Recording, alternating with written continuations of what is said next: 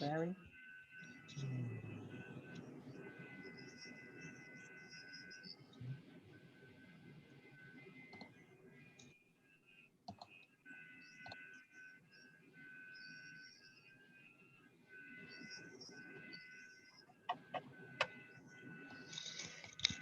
Yeah, we are live right now.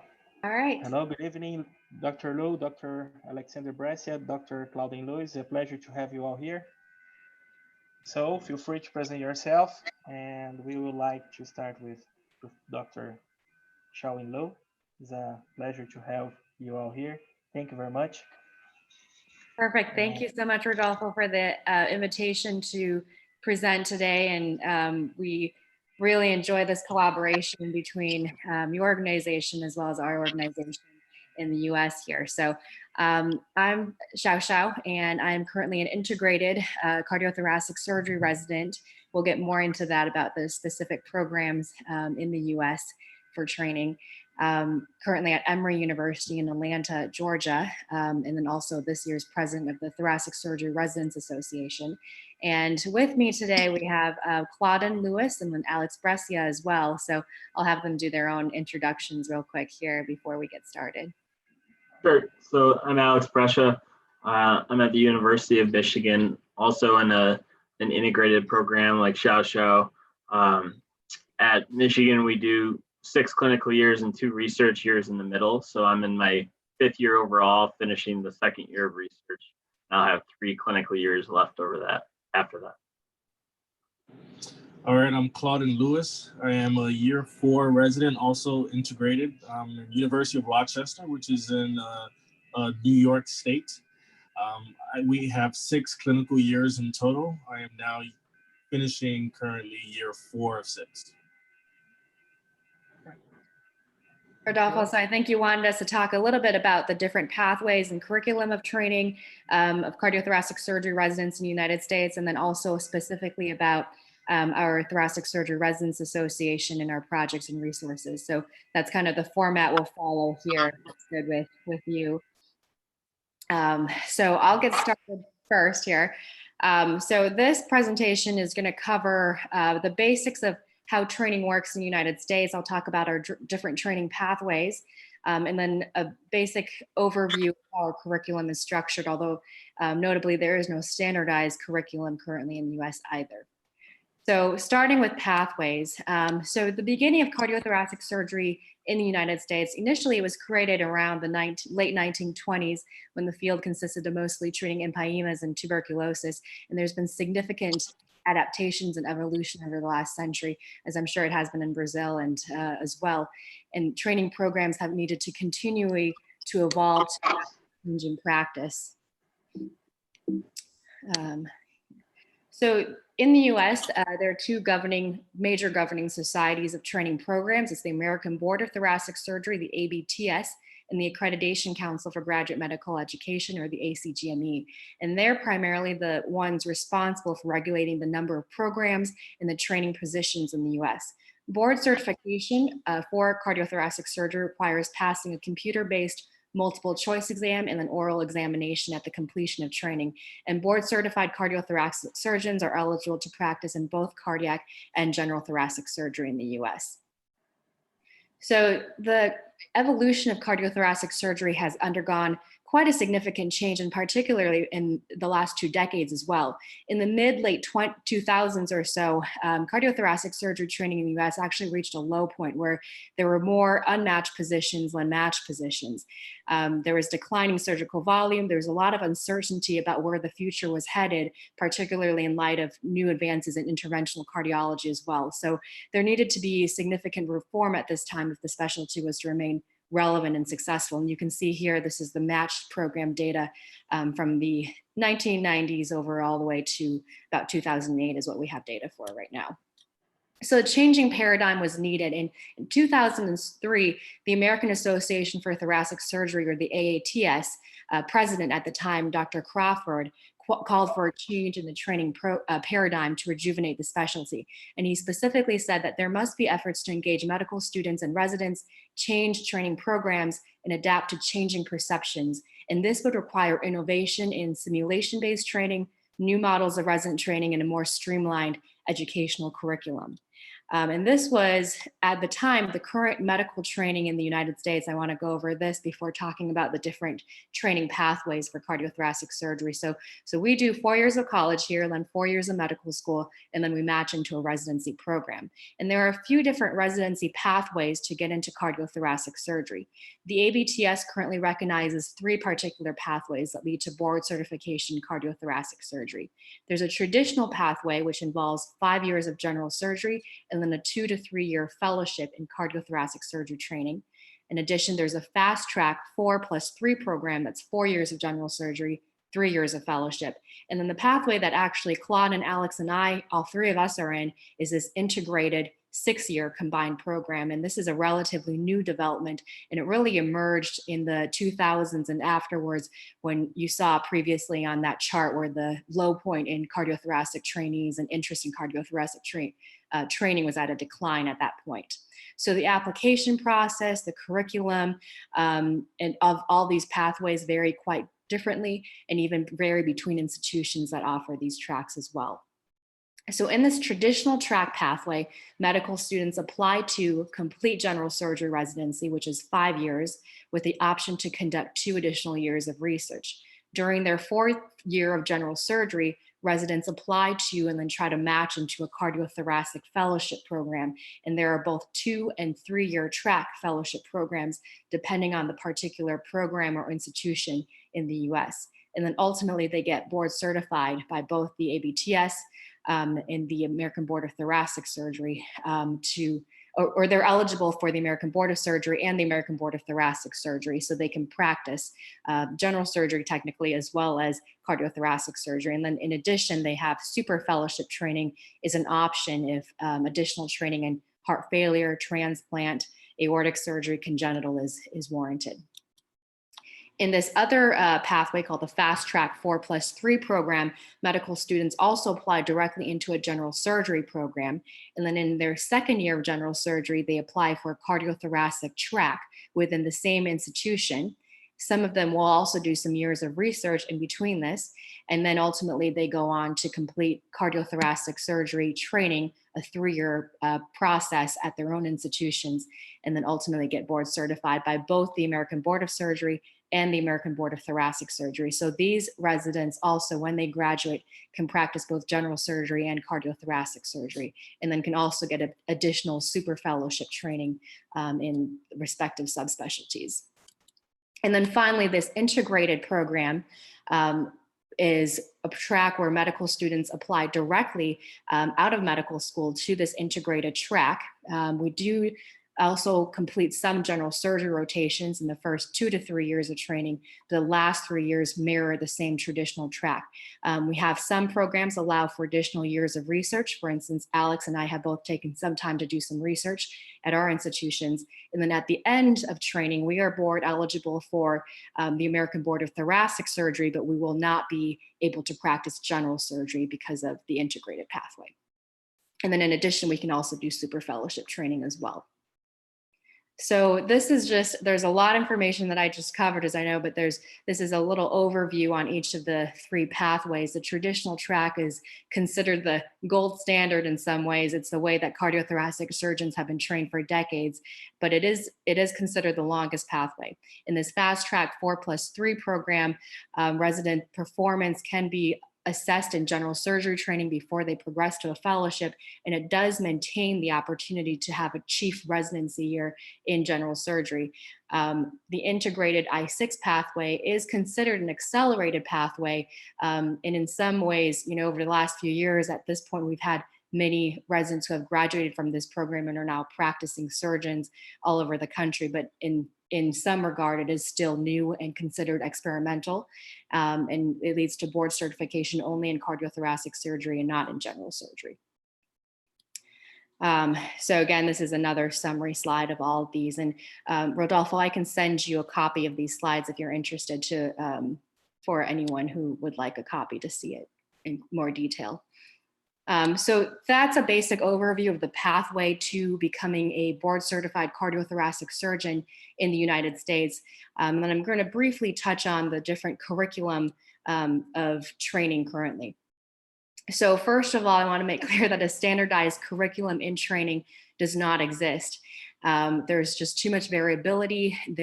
Some institutions have some strengths in certain subspecialties and not in others.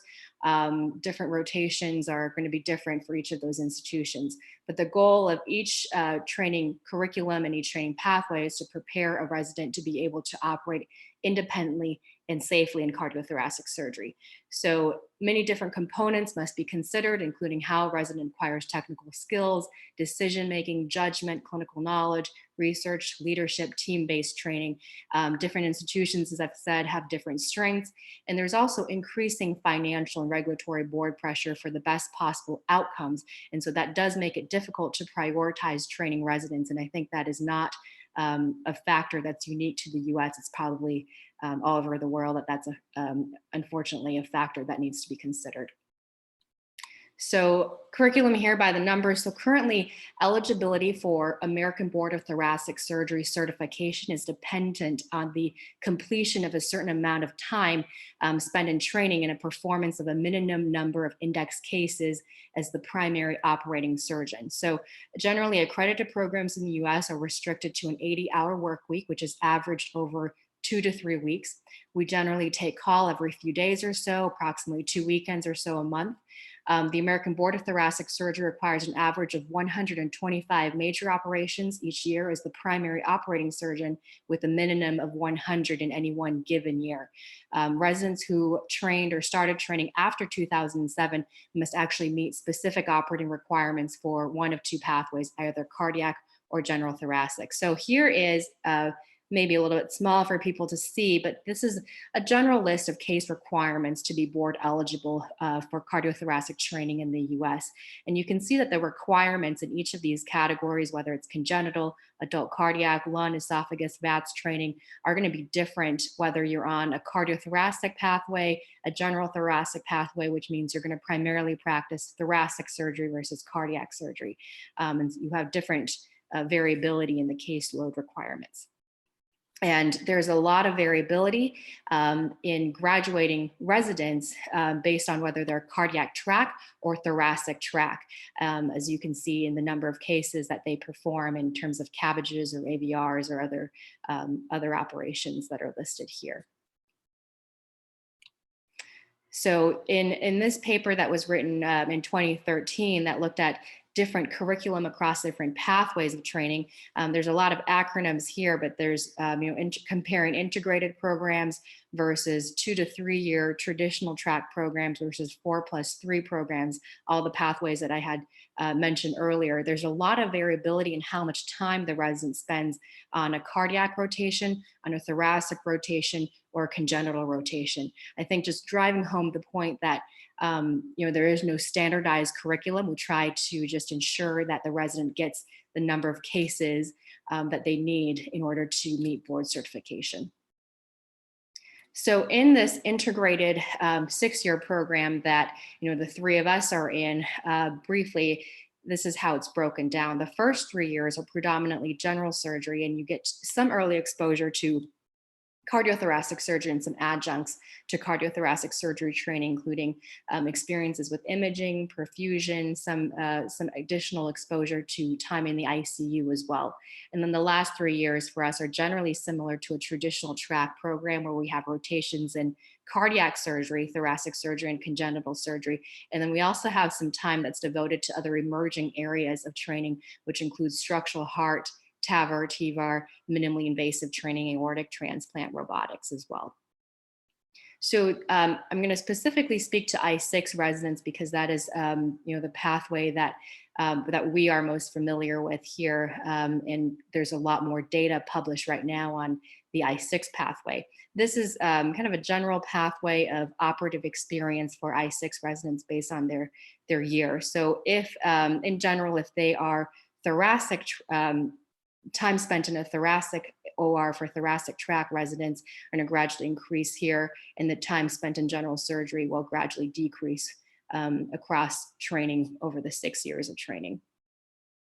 And then this is a general breakdown. We training for when we train in CABG or AVR, the general process involves training based on components for technical skills acquisition. So this is a guideline of when this paper was published a few years ago, a PGY1. Most of the PGY1s were doing sternotomy. And by PGY 3 or 4 year, they were doing some IMA harvest, some were doing some valve sutures, and potentially starting to do some coronary work. And then moving on to later years, a reduced sternotomy, even in later years, was still relatively rare to do. So the goal now for training is, instead of just a time-based model, training is evolving to a more competency-based and based education. So the goal here is to allow each training institution more flexibility to design their program, but also ensure that core competencies are standardized and met. And this also gives some flexibility in the recognition that residents acquire different skills at different speeds. So this is something I think that we at Emory do, and I'm sure is similar at Michigan and Rochester as well. We have these competency-based models that we go throughout training, and every couple months or so, we sit down with our mentors and look at where we're at in terms of each of these boxes, going from level 1 all the way to level 5. So I just took, a sample of what this would look like for medical knowledge for ischemic heart disease. So level 1, which probably someone who's just starting residency, these are the things that they're expected to know. So some of the basic anatomy, some of the presentations of ischemic heart disease, diagnostic tools, all the way over to level 5, where they're understanding more of the outcomes of ischemic heart disease, understanding the syntax score, and then going through all of these check boxes as they go through training. And then the same goes for patient care and technical skills for ischemic heart disease. So from level 1, demonstrating some basic surgical skills, all the way to level 5, performing a reoperative CABG operation and independently performing some procedures as well. And then you're expected to slowly progress through these boxes as you go through training. And to optimize the training that we have in the operating room, simulation-based training is emerging as more and more important, as well as an adjunct to training, and something, actually during this time of coronavirus that we have tried to incorporate more in training as well. So these are these little heart vessel anastomosis boxes that are sponsored by the Thoracic Surgery Directors Association. Generally, every resident who is in a ACGME program gets one of these box trainers, and you can practice anastomoses using these plastic tubing models on your own time. And I wanted to go through that we have various, for this model in particular, we have grading schemes where you can also get better at using this particular simulator. For instance, this is a 13 component-based assessment tool, and I just did a snapshot of a few of these items. So you can be graded on graft orientation, on bite, on spacing, from a grade of 1 where you're not able to orient the graft, to a grade of 5 where you're able to orient it and there's no hesitation, you're able to do it very consistently. And we actually are also standardizing the faculty assessment of the trainees as well. And so this is a project that I worked on where we looked at all 13 components of using that anastomosis model and trying to get the faculty graders to also agree on where the resident was at each point in this component-based system. So as the curriculum has continued to evolve, endovascular therapies, robotic therapies are becoming more and more prevalent. We have, as the TSRA and our accreditation councils have also recognized the need to incorporate this into training. And currently TAVR and all other endovascular techniques are also becoming incorporated into the standard for board eligibility and board certification. So in conclusion, there are 3 major pathways to becoming cardiothoracic surgery in the US, and we anticipate that all of them are still going to remain available and valid. There's benefits and drawbacks of each, and trainees and programs generally make their own decisions about what the best fit is for them. There remains great interest, and there's also some uncertainty regarding the optimal way to train a cardiothoracic surgeon. I don't think we know the best way. I think it's dependent on a lot of other aspects. And so I think these 3 pathways are still relevant and available because of those reasons. As a specialty, we're moving away from a time-based model, time spent on certain rotations, to more of a competency-based model. And I showed you some of those competency-based guidelines in this presentation here. And we're still continuing to adapt to the changing practice and innovation of current training. Okay, before I move on, any questions about just on pathways training from anyone listening? Yeah, just let me find these questions. Okay.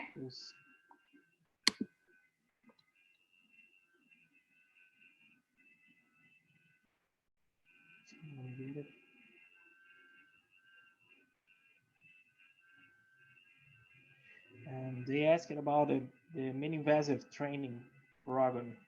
If you guys learn the mini-invasive surgery at the residence or just after the residence, if you have. Yeah, I'll comment briefly, and then Alex and Claudine, feel free to jump in here as well. At Emory, I think it's institution specific.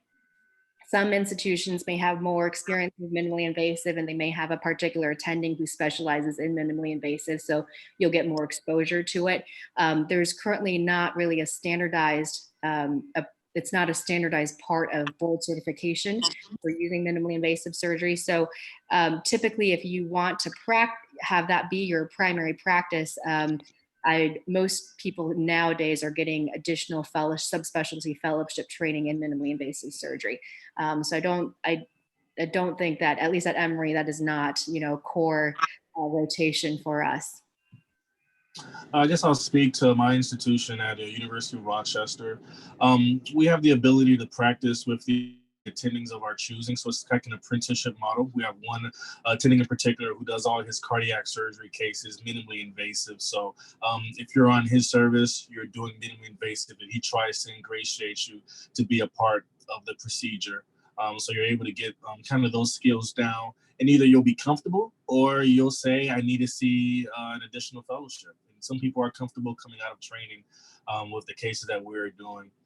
In regards to thoracic surgery, I want to make sure that we specify that there is a difference, at least in the United States and in major academic institutions. Most of the procedures are minimally invasive.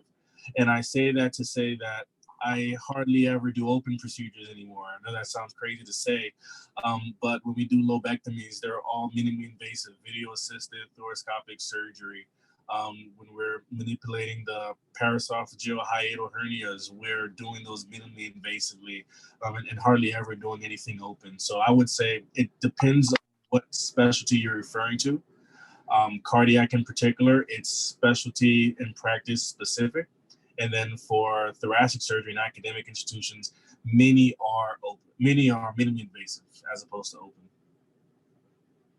Yeah, I would echo a lot of what they said. At University of Michigan, we do have some minimally invasive cardiac surgery, but we don't have like a rotation where that's what you do the whole time. So it's a little more along the lines of what Xiao said, where there's some exposure to it on an individual basis, but it's not a, and I think it's largely driven by the fact that it's not specifically required in order for us to be boarded. And so that kind of drives a lot of what residents will do and what the focus will be on. And it might be soon, but it's not currently. And I'm speaking just about cardiac surgery. And I kind of like it like that, to be honest, because it gives you the opportunity to do a lot of open cases, when you're learning to operate. And then from there, you can move to more minimally invasive. In terms of general thoracic, I would echo what Claudine said. The majority of those are minimally invasive for the lung and esophageal operations. I think a little bit different at Michigan than other places. We do also do a good portion of open cases still. We do transthoracic hiatal hernia repair through a thoracotomy, which I know are not done in a lot of places. And so I think from a training perspective, it's really good experience. The one thing that we don't do regularly is robotic cardiac. but we do robotic thoracic, and so we get a lot of experience using the robot, which I think can be translated into really either specialty down the line. Thank you. The second question is for everybody. What are your thoughts about simulated breaths in cardiothoracic surgery? We know about it. Showing low is really important. For what about you guys, Claudian and Alexander Brescia, about the simulated breaths in cardiothoracic surgery for the first years? Yeah, so we actually last year we revamped our didactic curriculum, and so we have a weekly didactic every Thursday morning. And the way that we restructured it is that, this is before COVID, so it's not really true anymore, but the way we structured it is we had a case, sort of a case review first, and so a resident would present a case, and then there's a faculty member who is paired with them, and it's kind of a test or oral board preparation style encounter. And we do that for about a half an hour, and then we had some sort of simulation after that for approximately an hour. And so that kind of ranged from a lot of things. We did a robotic simulator, we do bronchoscopy, we did an EGD, and then we would do wet labs with pig hearts, and we do aortic root operations. And so it kind of was the full spectrum of simulation. And in addition to that, on an individual basis, like Xiaoxiao mentioned, I think most thoracic, meaning cardiothoracic residents have that kit. And I think it's kind of variable by individual and variable by institution, how much of that you're doing, and also by level. If you're ideally, the more senior you are, if you're in the OR most of the day, then that is your simulation, because that's the real deal. But I think that it's an important adjunct to training, but definitely can't replace being in the OR. I guess I can speak a little bit on simulation. My program director, Dr. George Hicks, he was one of the authors on one of the studies that Dr. Liu showed. He does a lot of simulation. He's one of the founders of our annual boot camp, where we do simulation all together in North Carolina. All of the residents from a particular year, usually PGY 3 and 4s of integrated, and usually first year fellows, get together and do simulated programming together, covering essentially all of the specialties. But I'll echo what Alex said. On Thursday mornings, we get together and we do some type of education, and usually twice a month, we do something that's physical and hands-on. So a pig lab, for instance, where we do an anastomosis and sort. All right, thank you very much. And we'd like to continue, Dr. Okay. Shalom. All right. Good. So I'm going to just very briefly go over the TSRA and what we do, and then Claudian's going to talk about our projects and resources in some more detail. Okay. So the Thoracic Surgery Residents Association, it's an organization of all the cardiothoracic surgery residents in North America, and all residents who match into an accredited training program in the US or Canada are automatically considered members of the TSRA. It was founded initially in 1997 and serves to represent the interests and needs of cardiothoracic residents across the country. The structure of this TSRA consists of an executive committee, and it serves as a primary leadership and the governing body for the TSRA. And all of our work is generally done by 4 main committees: the Projects Committee, Education Committee, Membership, and Communications Committee. And then we elect these positions at the start of the academic year, and the residents are free to join any of these committees as well. So a brief overview. So we have these 4 main committees. We have a Projects Committee that updates and produces new resources to enhance resident education and training. All of these resources are written and created by residents for residents. And participation in these projects allows residents to be both academically productive and also allows us to have a pool of great resources that are available to residents. The Education Committee oversees these surveys that we create that are national surveys for residents across the country. And they also assist the Thoracic Surgery Directors Association and then some of the major workforces in thoracic surgery education in the US. The membership committee is one that raises awareness of our organization and promotes resident recruitment to some of our specialty societies and then the field of cardiothoracic surgery in general. And then finally, we have a communications committee that allows us to communicate with residents and all the trainees across North America. So the structure consists of, the officers and then the committee members that are listed here for this year. We provide a lot of different resources, and Claudine will give you a little bit more detail of them later on. We also provide networking opportunities at some of the major meetings, annual meetings for the major societies of cardiothoracic surgery in the US. We also allow residents to have the opportunity to conduct research and publish as well. So we have residents submit proposals to conduct research, and we can have these national listservs so that these surveys are submitted to residents across the country, and these surveys are related to topics in resident education and training as well. And this has led to numerous publications over the last few years. And then we also have this new section in JTCVS, one of the major journals for the American Association for Thoracic Surgery, with young surgeons notes that we help create as well.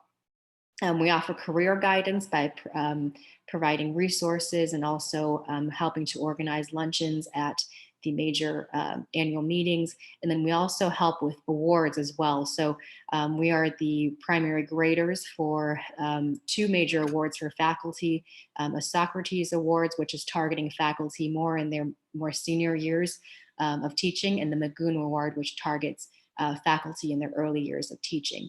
So faculty have significantly contributed to resident education. We also opportunities for fellowships as well. So we are fortunate to have good financial backing for some of the resources that we've been able to sell. And so with that money, we have been able to create traveling funds for residents, including a global surgery fellowship fund.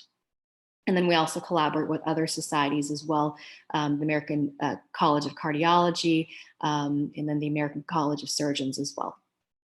So that actually is all that I have here about our overview. Rodolfo, before we head into specifically our projects, anything, just overview of our organization in general that people have questions about? I think about the organization, we think that's okay. Yeah, we just would like to see how does these projects work and improve the residents. Okay, I think Claudine has that slide deck, so I will stop my screen share and we'll turn it over to Claudine. All right.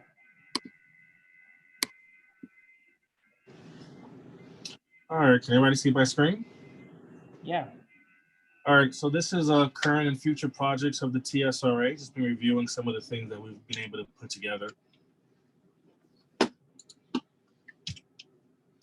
So we have a podcast that we've been able to make. We add about maybe 1 to 2 audio podcasts. It's usually an expert going over a specific topic. For instance, the 4 that is shown here are some of the more recent ones that have been added, and they go over coronary artery bypass graft conduits. We go over cardiac myxoma, and of recent, with all that's going on with COVID, we had some great expert talks revolving COVID, and then even in thoracic surgery, achalasia. So we get topics covering cardiac surgery, thoracic surgery, congenital, and it could be non-specific. It could be education, it could be based on how to be academically productive, access to practice and being a junior, attending. All these different advice comes together. We have a total of 106 tracks so far, and we usually average around 50,000 listens annually. This is the past couple of weeks, going into April. Some days we'll have 300 listens or more, so it's actually been pretty fun. This is kind of repeating the same thing that we just mentioned so far. So we typically add about 1 to 2 podcasts per month, and we'll keep that going over the next several years. And the methods in which you're able to find these contents are on SoundCloud, which is an app, and it has a website, or also on the Apple podcasting. We have it available there. We also have a Thoracic Surgery Association question bank. And this was actually taken today. We have so far 259 candidates who have subscribed, who are active users. This graph here is showing the number of exams that some people are taking in a day, some more than others. And we make it absolutely free and available for residents.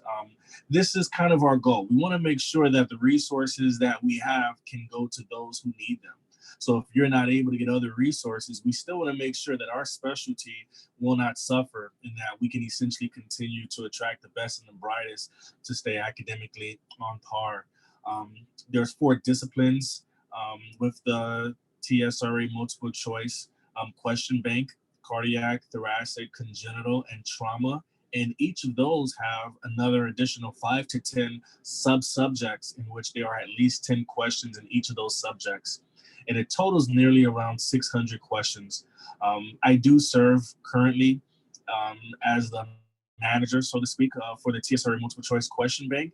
And if there's any concerns or errors, I'm able to actually change that question right then and there. It's one of the features in being able to manage it myself that I found very useful. I've made edits so far to 44 questions. The goal is that everybody is able to contribute. You know, as you do a question and you think things have changed, it's no longer accurate, you know, from what it was this year versus last year, or whenever there's an update to the guidelines and whatnot, we can stay on par. So it is essentially a live question bank. I added a new resource to the question bank that makes it such that you can actually randomize the questions. You can do as few or as many as you would like. So there's test mode, there's practice mode. You can do 5 questions. You can do 100 questions straight. You can do it over 1 or 2 topics, or you can do it over less. You know, and I think it's been pretty useful of recent. So that's the TSRA question bank, kind of in a nutshell. This is a picture. It's technically called the Fred software. So it's similar to when you have your standardized exam. Like, this is pretty much it. It is authentic in appearance. The questions present as they are there. You have your multiple choice. You can save. You can pause. You can do the test again. It essentially is the real feel of when you sit down for these examinations, this exam here. Of recent, I want to say that over the past year, we've been adding what's called a literature review. Our ultimate goal is to be able to have seminal work in our field available so that you can plan your journal club, so that you can say, hey, I wonder, you know, what is the citation, or what is the knowledge behind why it is that we do what we do? Coronary artery bypass, where's the IMA seminal article that speaks to it? This website, which is the TSRALitReview.com website, kind of puts that together.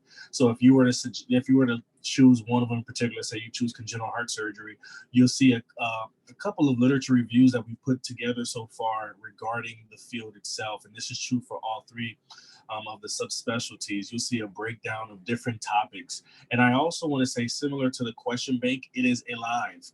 If you look at it today versus tomorrow versus next month, it will be different. We are continuing to add to the literature reviews as we come, and we are actually taking participants. So on the left-hand side, you can choose to submit a summary, and that summary will essentially be added. We have a method in which we go through the content and make sure that it is correct information, and we'll add that to our listing. We can continue to populate this. So as you guys join in this blog style seminal work review, you guys can be contributors, and your names will be populated on the links themselves as well. But what you'll also notice is that as we continue to create a lot of resources, we don't want to have a situation in which there's so many resources we can't keep control of it, or it's very difficult for individuals to navigate what to use and when. So on the left side, you'll see that there is a link to the TSRA question bank. So if you don't have that link, or you can't find the previous link, well, you can go to our literature review and you'll see that things are tied in together. You can click that link there, and that will help you get an account if you don't have one already, or you can just use that to log into the question bank directly. There's also links to our Facebook, where you can see the latest and greatest that we're putting up. We have newsletters that are coming out, and those newsletters are very useful. Alex will speak more on it as he currently manages to put that together. It's a great job that he's doing in that regard. But you'll have different dates of when different manuscripts are being accepted for publication and different opportunities specific to our field as residents. We also have a link to our Twitter specifically from the TSRA Lit Review website as well. So it's kind of putting everything together so you can do less work and not have to memorize any of these specific details. Some of our major publications or things that we've been able to put together is our textbook consortium. I would say so far we have put together a great deal of textbooks. And again, these topics have been created with resident input with attending partnership. So every chapter that is put in by a resident has their expert attending as a participant. And we use that in our publication. One of the more recent ones that we've completed is the TSRA decision algorithms, which right now, actually all of the 5 textbooks that we have right now that are on Amazon and Kindle are in the cardiothoracic surgery. They are bestsellers. Right now we have a number 7 and number 8, as you can see, which is the TSRA decision algorithms and our TSRA clinical scenarios. And by the way, we are updating our TSRA clinical scenarios. There will be a new version of that coming out next month. So we're very happy about the work that we've been able to do in that regard. Specifically speaking on the TSRA decision algorithms, just to quickly talk about that, it's essentially a 100 chapter compendium. It is a derivative of a safe method to do a certain procedure or the management of a certain pathology in all 3 of the subspecialties: cardiac, thoracic, and congenital. Each decision algorithm is the method in which an attending has put together with help of a resident of how they would manage it. And again, with all of the topics that we're putting together, there are more than one ways to skin a cat. Our goal is not to be inexhaustive. Our goal is to say, hey, if you're questioning how do I manage a certain pathology, well, then this textbook will help you have a safe method.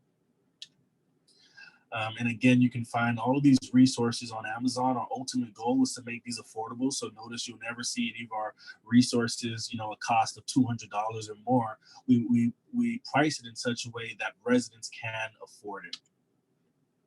We also create some resources that are absolutely free, and they're based on our TSRA net website .org. We have the TSRA Pocket Mentor, and that resource serves as a guide. It's written by residents, faculty, program directors. It essentially covers an array of topics that are essentially not found in textbook. How do I find time to read? How do I hone my technical skills? What is the method in which I can approach and find a mentor? How about conducting research? And some of these things are useful for even international residents, where you can kind of use some of these details to speak to the faculty that are here in the States or otherwise in your local area, and try to use that to expound on your early career success. We have the TSRA Intern Survival Guide, and that's also a valuable resource. It is helpful, and it helps to remain filling the gaps of knowledge and skills. And for our junior individuals of the field, how to manage hypertension, hypotension, chest pain, low urine output, the different common bedside procedures. This puts a survival guide in place so that you can have quick answers to some of those things. I'm going back on some of the textbooks that we've created. The TSRA Review of Cardiothoracic Surgery, we're very proud of. It essentially is, again, of all of our 3 subspecialties, cardiac, thoracic, and congenital, a summary of the critical information. And it's not exhaustive. It's not built to be a 300-page review of a topic, but essentially gives you a review. So as you're reading the exhaustive textbooks, the cones, principles of surgery. I'm going through, the shields of thoracic surgery, the 2-volume edition textbooks. You can then look at these TSRA reviews, and it can keep in your mind some of the broad review topics, so you can organize it in your head, and it can essentially be able to come out as you try to review the critical information that is out there. We also have a TSRA primer, which I think is also similarly useful for the junior members of cardiothoracic surgery residents. It is different because it's interactive. So on iTunes, it's available now. You can get the TSRA primer, and each chapter has essentially videos that you can look at. There are pictures as to like bypass setup, getting on pump safely. It's tailored to the young stage of learning cardiothoracic surgery. There's the clinical scenarios, which I mentioned we are having a 3rd edition that will be coming out next month. But it itself goes over the differentials, history, physical tests, the index scenarios, the treatments, management, the operative steps. It's the closest thing to going through a scenario in your head so that you can have the pearls and the pitfalls of different pathologies ready to go. They go through alternative scenarios and potential opportunities for you to intervene and salvage a certain procedure that's not going a certain way, to begin to resuscitate, to know when there is a concern. You're doing a procedure and patient has VFib. You're not in the chest yet. What are some of the things you should be thinking about? Setting up bypass and doing a procedure where you now want to give cardioplegia, but you have severe aortic regurgitation. What are you going to be your plan, moving forward? This helps you to bring those things to light, where you review the common high yield principles. Then there's the TSRA operative dictations in cardiothoracic surgery, which goes over the procedures so that you are able to talk and expound in regards to the descriptions of how you conduct an operation from start to finish. And that's also pretty exhaustive of all 3 specialties: cardiac, thoracic, and congenital. And again, the TSRA clinical scenarios, stay tuned. That's coming out next month, June 2020. But we also are looking at having a video resources that will be coming soon as well. So you stay tuned, and those websites that we shown are essentially the methods in which you can find all of our resources. And that's pretty much it. I thank you for your time and for listening to some of the projects that we are doing. Yeah, it's amazing. We already saw some of the projects like the mentorship book, the TSRA clinical vignettes, and also the podcast is really good. We have some singing, and we listen sometimes this podcast. We find this very useful here too. So just a question, do you guys have logbooks in the US? Logbook surgery, where you put your what you did in your surgery in your time room? Yeah, we have a so it's online and it's through the ACGME that we have to log our cases, and it's all online, and basically you pick what case it was, and then you indicate if you were the surgeon or the assistant. And so for cardiothoracic, there are some of those component cases like Dr. Lowe was talking about, like sternotomy, thoracotomy. So for the junior level residents, there's a certain number of those that they need to do, and they would log it that way as that component of the case. And then beyond that, the ones that count are when you're logged as a surgeon, and that's a often debated concept as to what qualifies as being as the surgeon. And for the numbers that Dr. Lowe is showing, usually that doesn't necessarily mean skin to skin. The way that some people think of it is if you do more than 50% of the case, then it would be logged as a surgeon. But I think some of that's going to be variable by institution as well. And so that's the official logging system. I can say I have, actually up here, I have my own book where I have every case that I did, and then I have like a patient sticker in there and write down the details and write little notes for myself. But the actual way that it's logged formally is online. Yeah, we have a question close to this one, and I would like to ask is, every resident in the US, the necessary surgery, the logbook, the skin to skin, AVR and CABG is 150 surgery approximately. Is that right or not? As I saw in the showing low presentation. Yeah, I think it's a little different if you're on the cardiac or the general thoracic track.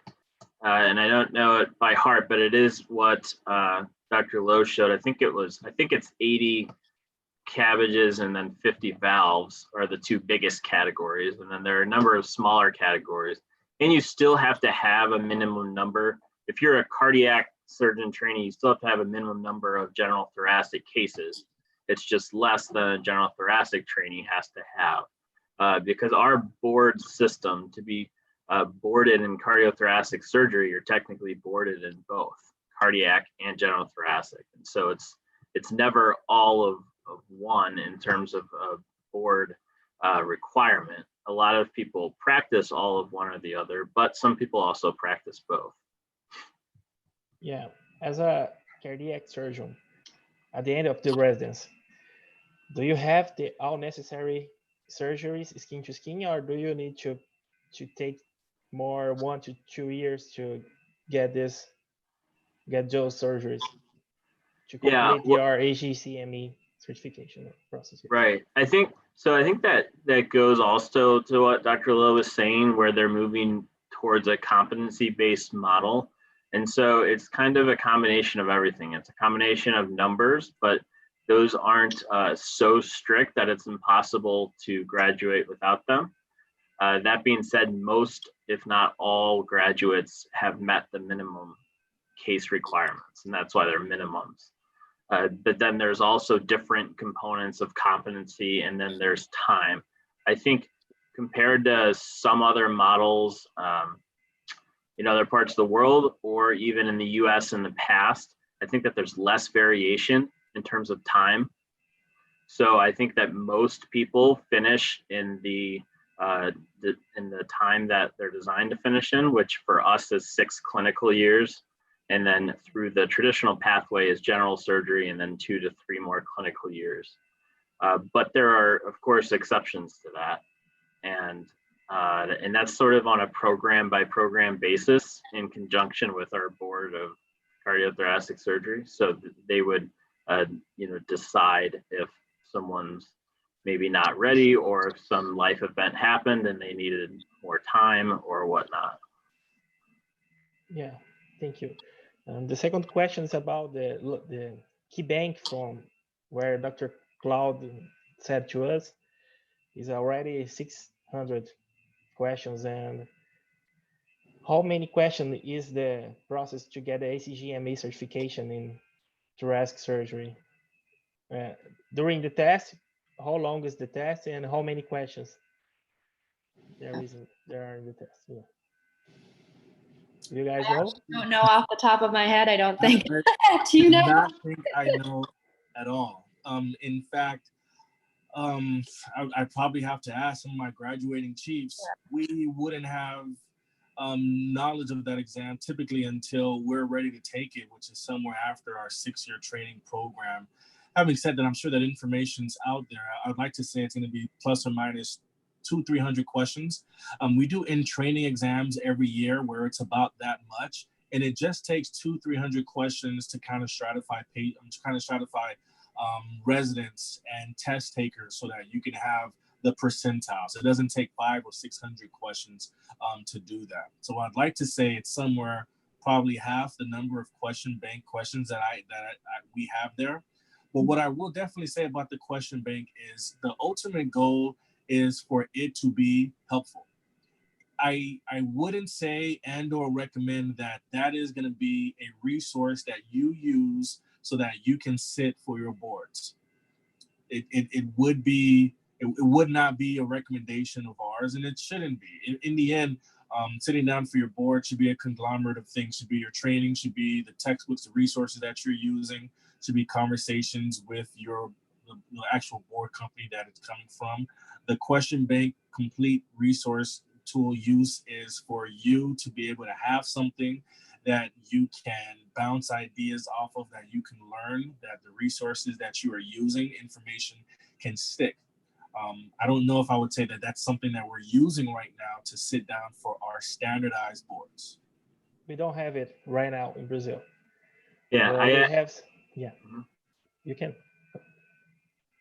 I was just gonna say, I sent a text message while they were talking about for boards, and one of our graduates said that he doesn't remember the number of questions, but he thinks it was about 6 hours. So Okay. Which is longer than our in-training exam. Wow.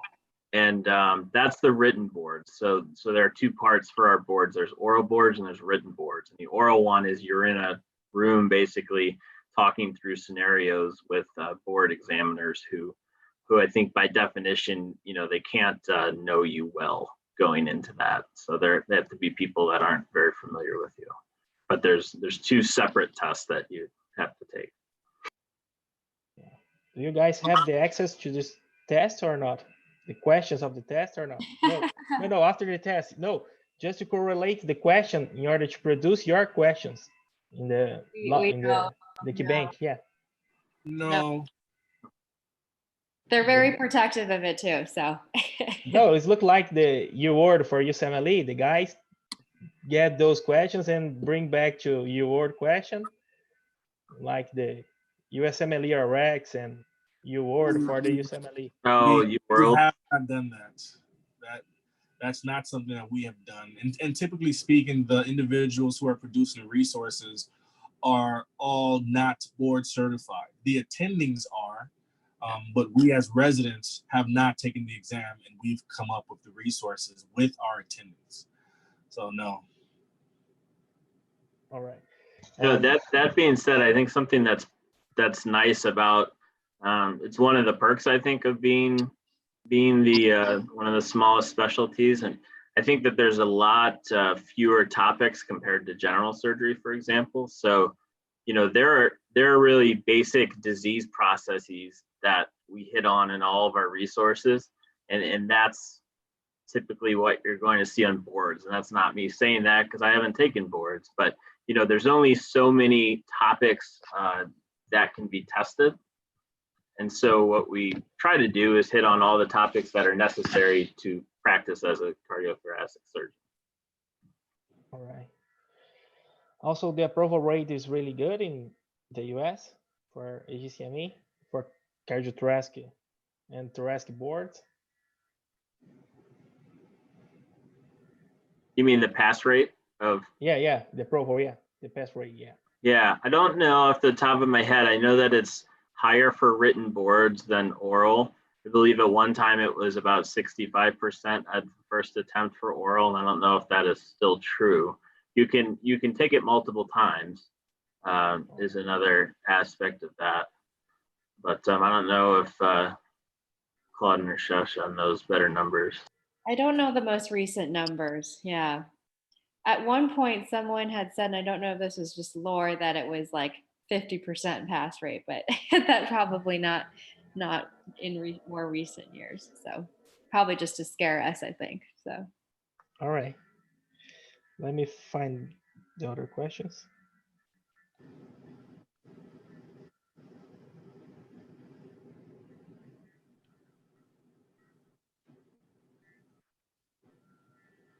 Yeah, what about publications in the US? The research publications and curriculum, is that really important or not too much? I think it totally depends on what you want to do with your career. And so if you want to be in an academic or a university setting where you're part of a university, you're part of a medical school, then yes, I think it is important, and it's part of what's expected of you for career advancement. And if you're not interested in that and you want to be in a more of a community setting, then I think it's less important. And I think that's a continuum around our country. So I think that there are practices that are also in between. And as a resident, you might not know. And so that might be one way that you can try and see if it's something that you want to be part of your career down the line or not. And I know Xiao showed the different structures are, a lot of the integrated programs, some of them do not have research that's required. Some of them have optional research, and some of them have strongly encouraged or required research. And initially ours was not required, and I chose to because I wanted to, these 2 years in the middle, because it was something that I wanted to make part of my career, still do. But currently all of our residents have what we call here, it's called academic development time, but it's basically research time. It's that 2 years in the middle. And that can be a number of different things.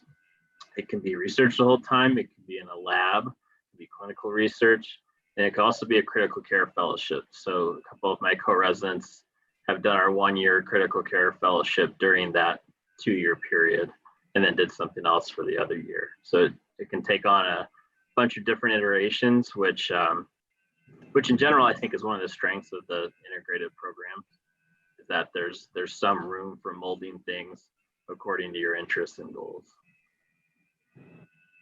All right, thank you. The next question is, what is the job market in the US right now for young cardiothoracic surgeons?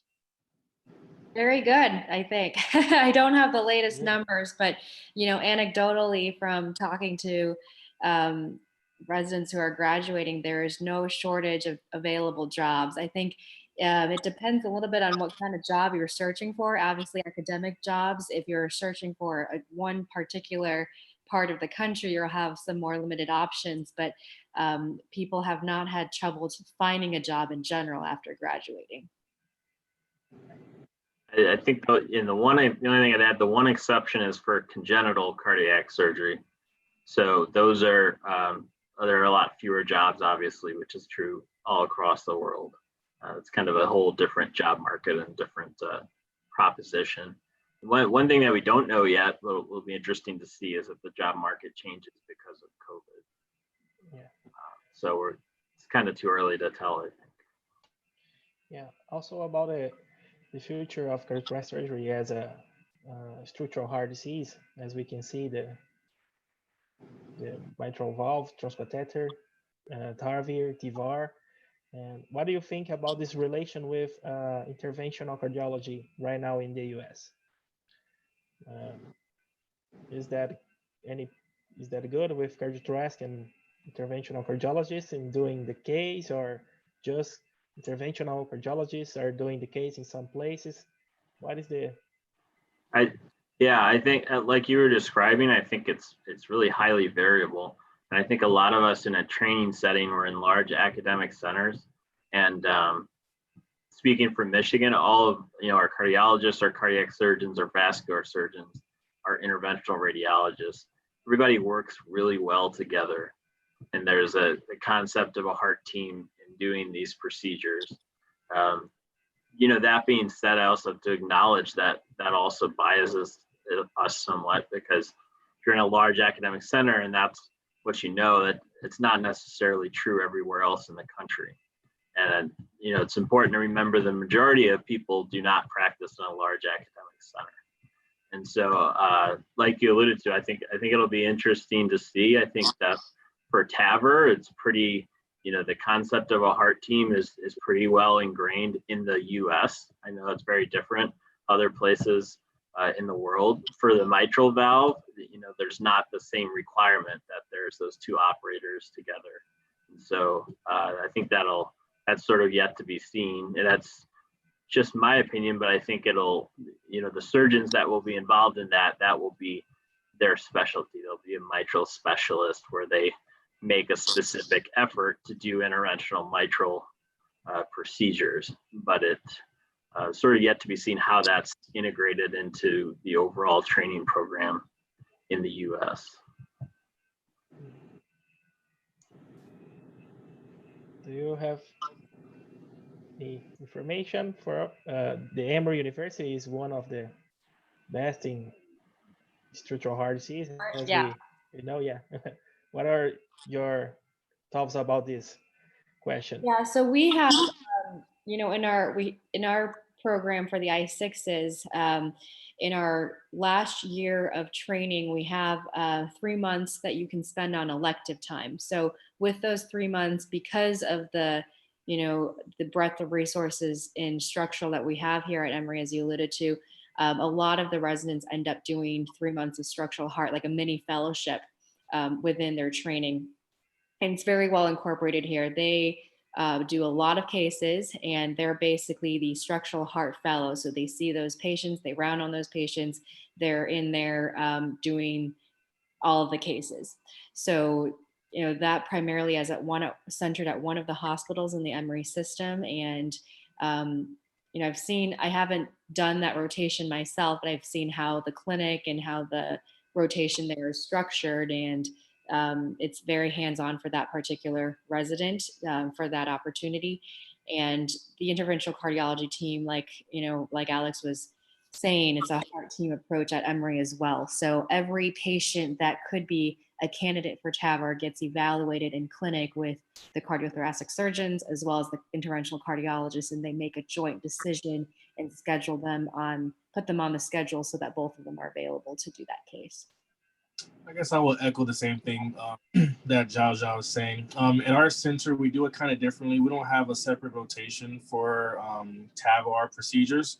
Right now, our current chief cardiac surgeon, he has like a TAVR day. So like Tuesdays and Wednesdays, he and our other senior cardiac surgeon will do TAVRs for that day. So that's 3 or 4 cases. And because we can choose to have an apprenticeship model, I can be with him and I'll do the cases for the TAVR, and I'm right next to the interventional cardiology fellow, who was a PGY7, and at some point I was a PGY2 in that room, and I'm doing the procedure, such that I've now seen it enough times where I'm doing the TAVR cases skin to skin. That may not be true for the more complex open surgery cases for cardiac surgery, but definitely for TAVR, I've realized that there is a method in which surgeons can learn those skills and acquire those skills very, very well, faster than the average cardiology trained individual, you know? So I do think that it is important for us to learn those skills, because it is going to be part of our future, and we're going to be able to do as much as our training dictates and as much as we continue to push for that exposure, for that experience. Any other final questions? Yeah, just the last one, and the most I think difficult one is what are your thoughts about the future of cardiothoracic surgery? Do you think will be better or worse than that is why than right now? What are your thoughts about this? What do you guys think about the future? I think we're all probably a little biased because we're in it, so it benefits us to all say we're all very positive about it. And I think, you know, we see each other at the conferences. We're all pretty involved in as residents, I think, within the specialty itself, and everything that I'm kind of speaking on behalf of Alex and Claude here, so feel free to give your own thoughts. But I think everything that we've seen in terms of the emerging technology, minimally invasive, as you pointed out, endovascular therapies, robotic, everything is painting a very bright future for the specialty, and we're just evolving training to be able to catch up with all of that and be able to be ahead of it. And I think there was a point in cardiothoracic surgery, probably around the early 2000s, where people were saying, you know, the specialty isn't going to last. There's too many other things that are, they painted a very bleak picture of it. And that has drastically changed in the last decade or two. So I'm very hopeful for things, and you know, optimistic about everything that's going to be happening and changing in the specialty. I agree. I think the future is very bright and exciting too. I think there's a lot of developments that are happening that is, you know, really for trainees right now. I think we're in a perfect position because there's still a good amount of open cardiac surgery that's done, and you know, there always will be. because there will be failed procedures that are transcatheter. There will be valves that have to be replaced. There will still be coronaries that need to be done. So there's always going to be some amount of open cardiac surgery. And I think what's great about being a trainee now is that is still routine enough that we are learning those skills, and then we can also learn the new technologies that are evolving. And so I think focusing on sort of building that toolkit of skills to manage cardiac disease should be everyone's goal. I think it's a good time to be in the field. All right. Do you have any thoughts, Dr. Claudine? Well, I agree with what my colleagues are saying. I do think that there is a great future here in this specialty. We're learning a lot. It's a steep learning curve, but definitely well worth career. Not many people can do what we do. Ultimately, if you need to have a transplant, the chest has to be open. There is no other specialty that can do that, you know? So I think that there is going to be a lot that's happening here from a global perspective in this field. And I think, if anything, COVID has actually made the global perspective even smaller, because now we're able to communicate in this forum here where we can catch each other up to the opportunities and educational opportunities to advance our specialties. Okay. All right. We'll be able to email you guys the links that we mentioned from the websites and our contact information for TSRA. Okay. Thank you very much. It's Absolutely. wonderful. Thank you so much for the content to share with everyone. It's a pleasure to have this content to see and thanks for having us on. Yeah, we appreciate the opportunity to have you reach out to us, Rodolfo. We have focused so much on North America, but I think part of our focus for the future as well as an organization is to try to collaborate more with residents across the world as well. So if we can focus on resources that benefit all of us, I think we have, that is another optimistic aspect of this specialty, is that it's no longer just regional. We can have a worldwide collaborations. So yeah, good to see you all. Yeah, we do think the same. Yeah. Right now we need to share with the ideas and thoughts with everyone. And it's a pleasure to have you guys here. Thank you very much. And that's an amazing ideas that everyone, Dr. Claudine, shared with us, that we need to try to develop here in Brazil too.